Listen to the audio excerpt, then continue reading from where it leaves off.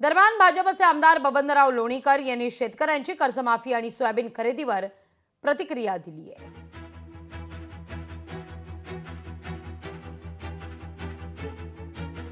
माननीय देवेंद्र फडणवीस साहेबांनी अधिवेशन संपल्यावर सुद्धा घोषणा केलेली आहे, आम्ही कर्ज माफ करू।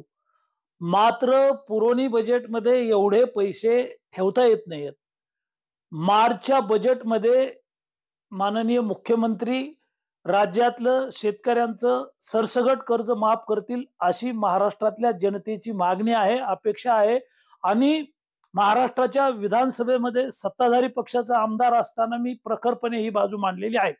सरकारला दिलेली आश्वासनं पाळावं लागतील आणि देवेंद्रजी शेतकऱ्यांचं कर्ज माफ करतील। सोयाबीन खरेदी करण्यासाठी केंद्र सरकार आणि राज्य सरकारनं राहिलेल्या सर्व शेतकऱ्यांचं सोयाबीन खरेदी करावं आणि त्याला लागणारा बारदाना आहे, पोते आहेत, हे मिळत नाहीयेत। या संदर्भात सोयाबीन खरेदी केंद्रावरून सारखे फोन येतात, 8-8 दिवस माफ होत नाही।